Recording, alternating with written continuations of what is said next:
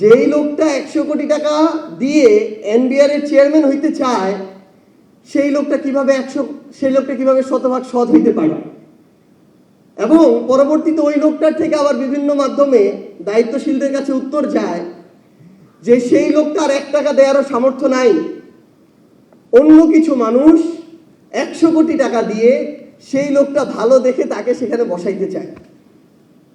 তাহলে একবার চিন্তা করেন যে ওই মানুষটাকে যারা এই টাকাটা দিয়ে বা ইনভেস্ট করে সেখানে বসাবে, তারা সেখান থেকে দেশের মানুষের রাজস্বের কত হাজার হাজার কোটি টাকা লুটপাট করবে, দেশকে বঞ্চিত করবে।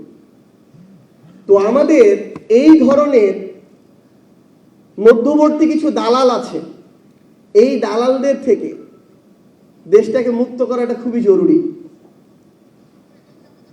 হাসনাত একটু আগে বলেছে এই যে আন্ডার টেবিল নেগোসিয়েশন, এভাবেই এই আন্ডার টেবিল নেগোসিয়েশন গুলো হয়। ভাইরা যেটা একটু আগে বললেন এখানে যে বাংলাদেশের যতটুকু রাজস্ব প্রয়োজন তার ধারে কাছেও যখন হয় না, তখন সরকারকে 2 মাস যেতে না যেতেই 50,000 কোটি টাকা ঋণ নিতে হয়। তো আমরা আমাদের জায়গা থেকে দিন শেষে আহ্বান করব যে আমাদের এই সামগ্রিক একটা সংস্কার দরকার। আমরা গ্রামে দেখি 16 থেকে 20 গ্রেডের একটা চাকুরির জন্য, একটা পিয়ন পোস্টের চাকুরির জন্য মানুষ নিজের ভিটা বাড়ি বন্ধক দিয়ে 10-15 লাখ টাকা ঘুষ দিতে রাজি থাকে, কিন্তু একজন পিয়ন তার ওই বেতন দিয়ে কোনোদিন তার সংসার ভালোভাবে চালাইতে পারবে না। তার মানে ওই 10-15 হাজার টাকা তার মূল লক্ষ্য না, তার মূল লক্ষ্য ওই পদটাকে ব্যবহার করে অসৎ উপায়ে আরো টাকা উপার্জন করা, যেখানে মানুষদেরকে জিম্মি করা হয়, যেখানে অনেক মানুষের সাথে বৈষম্য হয়, অনেক মানুষের সাথে অন্যায় হয়, যেখানে মানুষ তার ন্যায্য অধিকারটা পায় না। তো সামগ্রিকভাবে আমরা একটা চক্রের মধ্যে, দুষ্টু চক্রের মধ্যে ঢুকে গিয়েছি। আমাদের এটা থেকে মুক্তি প্রয়োজন। এটাতে যেমন আমাদের ব্যবসায়ীদের এগিয়ে আসতে হবে, সাধারণ মানুষকে এগিয়ে আসতে হবে, আমলাদের এগিয়ে আসতে হবে। সবার আগে যারা এই পলিসি মেকার, যারা আজকে আমাদের এই সরকার চালাচ্ছেন, যারা ক্ষমতায় থাকেন, তাদেরকে এগিয়ে আসতে হবে।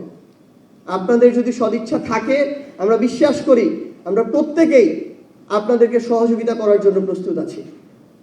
পরিশেষে শুধু এটুকুই বলতে চাই যে এই বিএনপি সরকার কিংবা বর্তমান সরকার, আমরা তাদেরকে চাই তারা তাদের জায়গা থেকে যেন আমাদের কাঙ্ক্ষিত বাংলাদেশ গড়ার নেতৃত্বটা, যার সবচেয়ে ক্রুশিয়াল সময় আগামী 5 বছর, তারা যেহেতু সরকারে আছে, তারা যেন এই নেতৃত্বটা নেয়, নেতৃত্বটা দেয়। তারা যেন এটা মনে রাখে যে তারা যত অপচেষ্টাই করুক না কেন, তাদেরকে যতজন যতভাবে প্রভাবিত করুক না কেন, কিংবা তাদেরই যতভাবে এটাকে ভিন্ন খাতে নেয়ার ইচ্ছা থাকুক না কেন, তারা চাইলেও এটা আগামীতে করতে পারবে না, আমরা করতে দিব না।